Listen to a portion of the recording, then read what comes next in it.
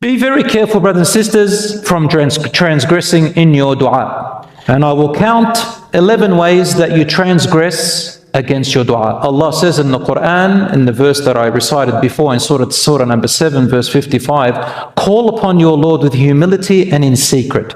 Surely He does not love transgressors in your dua. So we're going to enumerate what transgressing in your dua means. Meaning, don't cross the boundaries in how you make dua. Number one, don't ask. Transgressing dua is asking for supernatural, impossible things. I mentioned before, let me fly, return someone from the dead for me, make me a woman if you're a man, and so on. These are du'as, transgression. Allah will not respond to you. Number two, asking something against Allah's set laws and boundaries. For example, you make a dua for forgiveness or paradise for the disbelievers who have passed away. Allah subhanahu wa ta'ala has forbidden us from making dua for paradise and forgiveness for disbelievers. This is between them and Allah subhanahu wa ta'ala. I know it's harsh on some people who may have family members who died disbelievers, but brothers and sisters, we say their matter is to Allah. And always remember Prophet Ibrahim alayhi salam. Remember all the other prophets and messengers who had parents and family members who died disbelievers. But once they've died, we are not allowed to make dua for them for Allah to just put them into paradise and forgive all their sins. That's between them and Allah. Number three, transgressing in your dua means to ask Allah for things Allah has designated to others. You're not allowed to have them. For example, to say, oh Allah, make me a prophet, make me a messenger. Or to say, oh Allah, make me the intercessor on the Day of Judgment instead of Prophet Muhammad sallallahu alaihi wasallam. Or you say, let me know the unseen. Or you look at a person who's got something and you say, oh Allah, take away that something from that person and give it to me. These are all transgressions of dua. Number four, to ask for haram things. Oh Allah, make me blessed with adultery. It's not going to work. Oh Allah, grant us a righteous child from my girlfriend. This is haram. Oh Allah, grant me a profit from haram sales. I sell something haram and I say, oh Allah, bless my money. And then I get all these profits and I say, Allah has responded to my dua. La habibi, this is going to be a punishment for you. Number five, raising your voice too much in dua. Some people, they think if they raise their voice, Allah's going to hear them better. Oh, no. Allah says in the Quran, call upon your Lord tadarru'an wa khufya, with humility and low voice. Unless you're giving a khutbah, a sermon, or you're teaching someone something, or I'm sitting and making dua so you can hear me, then I say it. But I don't raise my voice and yell it. Rasulullah was passing by through a valley with his companions on their way to, I think it was Tabuk or somewhere else, and they all got scared and they started to raise their voices and, oh Allah, give us victory, oh Allah. Rasulullah turned to them and said, إِنَّكُمْ لَا تُنَادُونَ بَعِيدًا وَلَا أَصَمْ. You are not calling upon someone who's far away from you or who is deaf. إِنَّمَا تُنَادُونَ قَرِيبٌ مُجِيبٌ. You are calling upon someone who's very close and He will respond. So call upon Allah, tranquility, peace, and low voice. Number six, transgressing dua is when you wail in your crying. Some people, they cry out of humility and compassion and mercy and sadness. And other people, they cry out of more like as if they're complaining, as if they're rebellious, as if they hate what's happened. They cry very loud in a very annoying way. This is transgressing your dua. Number seven, when you make a dua, making conditions on Allah. Like this. For example, I say, oh Allah, if you don't give me this, I will no longer pray to you. Some people do that. Oh Allah, if you do this, I will do that. And if you don't, I will not do that. This is making conditions on Allah. This is transgressing the dua. Number eight, asking in too much detail. Let me enter through the white door of the right place of paradise with a white palace on the right side of paradise with hinges made out of fairy dust and so on. You don't make all this dua in detail. Number nine, changing the dua into a lecture. Now this applies to people who make dua in public. Some of them, when they make a dua or they pray Taraweeh, they turn the dua into a lecture, a maw'idha.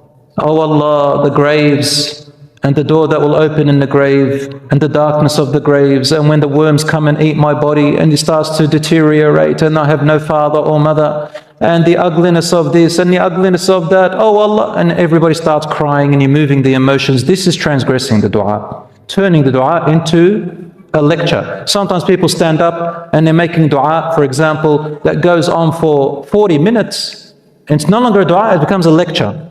And just to move the hearts, this is not a dua. Number 10, starting each and every name of Allah, stating each and every name of Allah and making dua after mentioning each and every name. I don't know if you've heard this before. I've seen some people, especially when they pray imam or when they make dua, they mention all the names of Allah.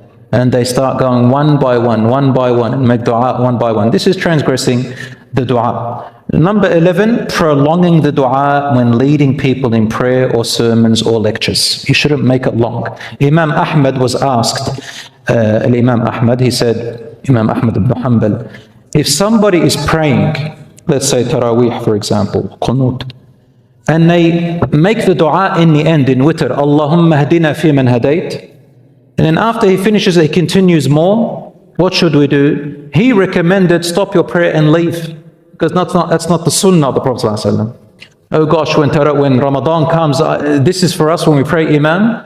We have to deal with this with the people all the time. If I make it short, someone stops me and says, Sheikh, make it longer. Let us get moved. You make it long, someone stops me and says, it's not the sunnah, ya akhi. You shouldn't make it long, make it short. You can never make people happy. The sunnah is to make the dua short and not long, especially when people are praying behind you. So, dua should be simple. Get to the point with your request, humility, honesty, and sincerity. Rasulullah used to say, oh Allah, I ask you for paradise and whatever brings me close to it, and I seek refuge in you from hellfire and everything that brings me closer to it with my words and actions. The best times to make dua, among others, are, number 1, the last third of the night. That's a really good time to make dua, or in the depth of the night. Number 2, in your sujood, making prostration. Number 3, between the adhan and the iqamah. What does that mean? It means from the moment the prayer time arrives on your calendar, that's considered the adhan, and then the iqamah. So if you're sitting in the mosque and you're waiting until the imam starts, in between that time, make dua. That's an acceptable time. If you're at home, for example, from the time of the adhan, you go and make wudu, you're waiting maybe for your sibling, you're about to pray. Within that time, inshallah, is also a dua that is accepted. Also, a time period during different times on Friday. And there are 3 main times. Number 1, when the imam climbs up the minbar. The imam climbs up and gives the sermon until he finishes prayer. When should you make dua? You know, when the imam sits down in between the 2 khutbahs, in that time make dua. And when the imam comes down, make dua. And in your sujood in prayer, make dua. And after the prayer, make dua.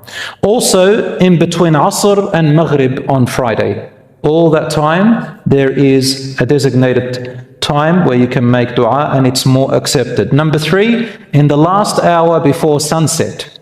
Last hour before sunset. All of these are, insha'Allah, part of the good times on Friday. As for the rest of the day of Friday, it's all blessed, but to a lesser extent. Another time to make dua is in times of necessity and hardships. The oppressed person, their dua is strong. The traveler, someone who's on traveling, their dua is strong. The person who is sick, their dua is strong. Serving your parents, while you're serving your parents, and your dua becomes more strong. And there's a story about Awais al-Qarni. Ever heard of Awais al-Qarni? Awais al-Qarni was a man who lived at the time of the Prophet ﷺ. He lived away, I think it was in Yemen, maybe I could be mistaken, but he was not in Medina when the time of the Prophet ﷺ was there. And he had the chance to go and see the Prophet ﷺ and meet him. Had he gone and met the Prophet ﷺ and believed in him, he would be classified as a Sahabi, a companion. But Rasul ﷺ died, and Awais al-Qarni never had the chance to meet the Prophet Muhammad, peace be upon him. So he feared that he wasn't one of the companions. But Rasul ﷺ, he counted him as one of the righteous among the companions, but not technically in the meaning, because to be a companion you have to meet the Prophet ﷺ and believe in him to be classified as a companion. But Rasul ﷺ said, if any of you ever live on to meet Awais al-Qarni, tell him to make dua for you, for his dua is never rejected. Why didn't Awais al-Qarni go all the way to Medina to meet the Prophet ﷺ? One thing prevented him. He had a mother who was ill and needed him, and he could not leave her. No one else could look after her. Because of her, he chose to look after his mother, and he missed out meeting the Prophet ﷺ. Because of that, he became the strongest candidate of having their dua accepted. And at the time of Umar radiallahu anhu, Umar, the Khalifa, the second Khalifa, Umar radiallahu anhu, he went and saw him in Hajj around the Kaaba, and he saw him and he recognized people saying, this is Awais. People were gathering around him. So he came up to him and he saw him. Umar radiallahu anhu says, Awais al-Qarni? He says, yes. He said, make dua for me. For I heard the Messenger ﷺ say, if you meet him, ask him to make dua for you, for his dua will not be rejected. Do you see, my dear brothers and sisters? So this is the amazing story of serving your parents. And lastly, whilst doing good deeds, anytime you do a good deed, make a dua, my dear brothers and sisters.